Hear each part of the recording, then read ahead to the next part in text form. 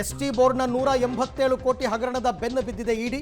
ರಾಜ್ಯದ 18 ಕಡೆ ಇಡಿ ಶೋಧ ಕಾರ್ಯಾಚರಣೆಯನ್ನು ಮಾಡ್ತಾ ಇದೆ.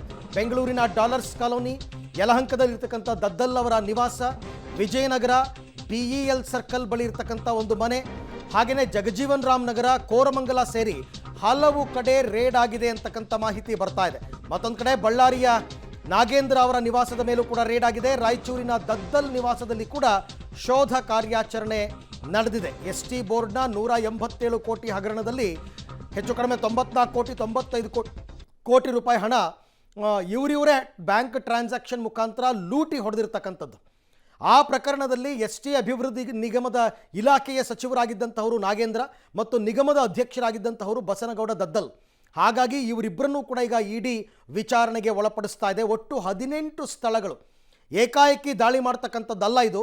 ಸಾಕಷ್ಟು ಪೂರ್ವ ತಯಾರಿಯನ್ನು ಮಾಡಿಕೊಂಡು, ಹೋಮ್ವರ್ಕನ್ನು ಮಾಡಿಕೊಂಡು, ಎಲ್ಲೆಲ್ಲಿ ರೇಡ್ ಮಾಡಬೇಕು, ಅದಕ್ಕೆ ಏನು ಸಂಬಂಧಪಟ್ಟಂತಹ ಮನೆಗಳಿದೆ, ಯಾವ್ಯಾವ ಏರಿಯಾಗಳಿದೆ ಎಲ್ಲವನ್ನು ಮೊದಲೇ ಗುರುತು ಮಾಡಿಕೊಂಡಿರ್ತಾರೆ.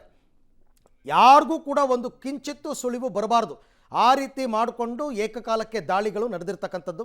ಸದ್ಯಕ್ಕೆ ಈಗ ವಾಲ್ಮೀಕಿ ಅಭಿವೃದ್ಧಿ ನಿಗಮದಲ್ಲಿ ನಡೆದಿರ್ತಕ್ಕಂಥ ಬ್ರಹ್ಮಾಂಡ ಭ್ರಷ್ಟಾಚಾರ ಇದು ಒಂದು ರೀತಿಯಲ್ಲಿ ಸರ್ಕಾರಕ್ಕೂ ಕೂಡ ಇದು ಇರುಸುಮುರುಸು ಉಂಟು ಮಾಡ್ಬೋದು. ಯಾಕೆ ಅಂದರೆ ನಿನ್ನೆ ಅಷ್ಟೇ DK ಶಿವಕುಮಾರ್ ಒಂದು ಮಾತನ್ನು ಹೇಳಿದರು, ನಮ್ಮ ಸರ್ಕಾರದ ಸಚಿವರು ಶಾಸಕರು ಯಾರೂ ಶಾಮೀಲಾಗಿಲ್ಲ ಅಂತ. ಈಗ ಅವರನ್ನು ವಶಕ್ಕೆ ಪಡೆದಿರೋದಕ್ಕೆ ಸರ್ಕಾರ ಏನು ಹೇಳುತ್ತೆ ಅನ್ನೋದು ಪ್ರಶ್ನೆ.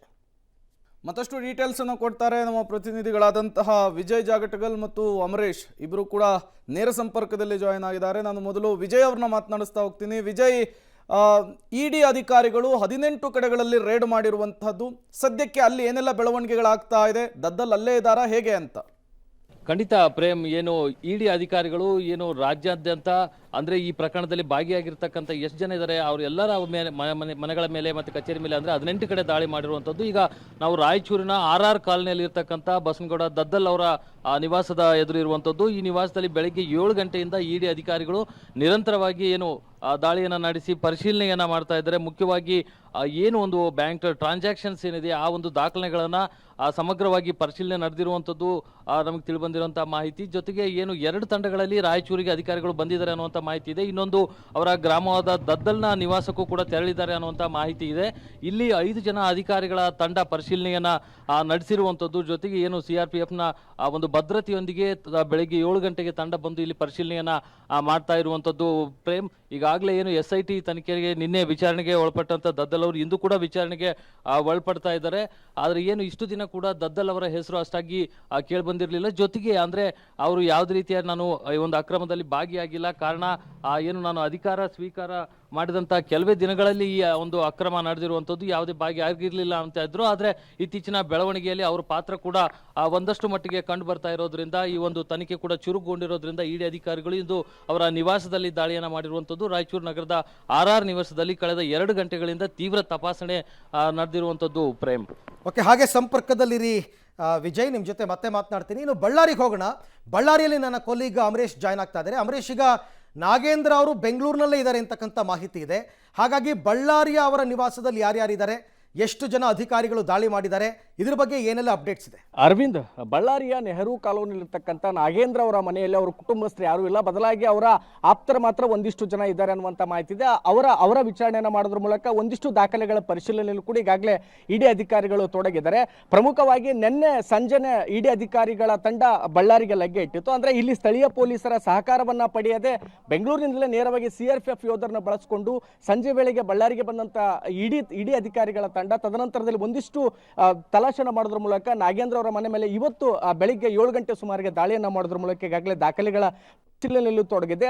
ಈ ಒಂದು ವಾಲ್ಮೀಕಿ ಬಹುಕೋಟಿ ಹಗರಣ ಬಯಲಿಗೆ ಬಂದ ದಿನದಿಂದಲೂ ಸಹಿತ ನಾಗೇಂದ್ರ ಅವರು ನನ್ನ ಪಾತ್ರ ಇದರಲ್ಲಿಲ್ಲ, ನಾನು ಯಾವುದೇ ರೀತಿಯ ಕಳಂಕಿತನಲ್ಲ ಅನ್ನುವಂಥ ಮಾತನ್ನು ಹೇಳ್ತಾ ಇದ್ರು. ಆದರೆ ಅದಾದ್ಮೇಲೆ ಒಂದಿಷ್ಟು ದಾಖಲೆಗಳು ಸಹಿತ ಇಡಿ ಅಧಿಕಾರಿಗಳಿಗೆ ಸಿಕ್ಕಂತೆ ಕಾಣ್ತಾ ಇದೆ. ಹೀಗಾಗಿನೇ ಇವತ್ತು ಬೆಂಗಳೂರಿನ ಅವರ ನಿವಾಸದ ಜೊತೆಗೆ ಬಳ್ಳಾರಿಯಲ್ಲಿರ್ತಕ್ಕಂಥ ನೆಹರು ಕಾಲೋನಿ ಅವರ ಮನೆಯ ಮೇಲೂ ಕೂಡ ಈಗಾಗಲೇ ಅಧಿಕಾರಿಗಳು ದಾಳಿಯನ್ನ ಮಾಡಿದ್ದಾರೆ. ಆದರೆ ಸದ್ಯಕ್ಕೆ ಬಳ್ಳಾರಿ ಅವರ ನಿವಾಸದಲ್ಲಿ ಯಾವುದೇ ಅವರ ಸಂಬಂಧಿಕರ ಅಂದ್ರೆ ಅವರ ಕುಟುಂಬಸ್ಥರು ಯಾರೂ ಸಹಿತ ಅಲ್ಲ. ಒಂದಿಷ್ಟು ಜನ ಆಪ್ತರು ಮತ್ತು ಅದ್ರ ಜೊತೆಗೆ ಕೆಲಸ ಮಾಡ್ತಕ್ಕಂಥವ್ರು ಮಾತ್ರ ಅವರ ಮನೆಯಲ್ಲಿರುವಂಥದ್ದು. ಹೀಗಾಗಿ ನೇರವಾಗಿ ಅವರ ಕಚೇರಿ ಅಂದರೆ ಏನು ಇಲ್ಲಿ ಬಳ್ಳಾರಿಯಲ್ಲಿರ್ತಕ್ಕಂಥ ಕಚೇರಿ ಮತ್ತು ಮನೆ ಇತ್ತು ಅಲ್ಲೆಲ್ಲೂ ಕೂಡ ಈಗಾಗಲೇ ಅಧಿಕಾರಿಗಳು ದಾಖಲೆಗಳನ್ನು ಪರಿಶೀಲನೆ ಮಾಡ್ತಾ ಇದ್ದಾರೆ.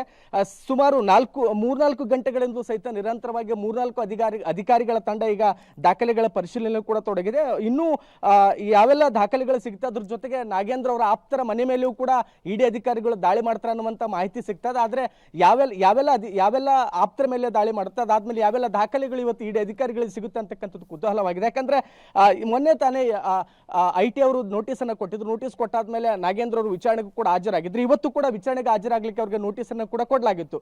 ಆದ್ರೆ ವಿಚಾರಣೆಗೆ ಹಾಜರಾಗೋದಕ್ಕಿಂತ ಮೊದಲನೇ ಇಡಿ ಅಧಿಕಾರಿಗಳು ನಾಗೇಂದ್ರ ಅವರಿಗೆ ಶಾಖನ್ನು ಕೊಡೋದ್ರ ಮೂಲಕ ಬಳ್ಳಾರಿ ಮತ್ತು ಬೆಂಗಳೂರಿನಲ್ಲಿ ಏಕಕಾಲಕ್ಕೆ ದಾಳಿಯನ್ನು ಮಾಡೋದ್ರ ಮೂಲಕ ಈಗಾಗಲೇ ಮತ್ತಷ್ಟು ದಾಖಲೆಗಳ ಪರಿಶೀಲನೆ ಕೂಡ ತೊಡಗಿದ್ದಾರೆ. ಅರವಿಂದ್, ಓಕೆ, ವಿಜಯ್ ಮತ್ತು ಅಮರೇಶ್ ಇಬ್ಬರಿಗೂ ಕೂಡ ಧನ್ಯವಾದ. ರಾಯಚೂರು ಮತ್ತು ಬಳ್ಳಾರಿ, ಅದರಲ್ಲಿ ಪ್ರಮುಖವಾಗಿ ರಾಯಚೂರಿನಲ್ಲಿ ದದ್ದಲ್ ಅವರು ಇದ್ದಾರೆ ಅಂತಕ್ಕಂಥ ಮಾಹಿತಿ. ಬಟ್ ಬಳ್ಳಾರಿಯಲ್ಲಿ ನಾಗೇಂದ್ರ ಇಲ್ಲ, ಬೆಂಗಳೂರಿನಲ್ಲೇ ಇದ್ದಾರೆ. ಬೆಂಗಳೂರಿನಲ್ಲಿ ಅವ್ರನ್ನ ವಶಕ್ಕೆ ಪಡೆದಿದ್ದಾರೆ. ಬಹುತೇಕ ನಮಗೆ ಇನ್ನೇನು ಕೆಲವೇ ಹೊತ್ತಲ್ಲಿ ಮಾಹಿತಿ ಬರುತ್ತೆ ದದ್ದಲ್ ಅವರನ್ನ ಕೂಡ ವಶಕ್ಕೆ ಪಡಿತಾರೆ ಅಂತ. ಅಲ್ಲಿಗೆ CID ಅವರು ಕೊಟ್ಟಂತಹ ನೋಟಿಸ್ ಏನಿತ್ತು ಆ ವಿಚಾರಣೆಗೆ ಇವತ್ತು ಇಬ್ಬರು ಕೂಡ ಹಾಜರಾಗೋದಕ್ಕೆ ಆಗಲ್ಲ.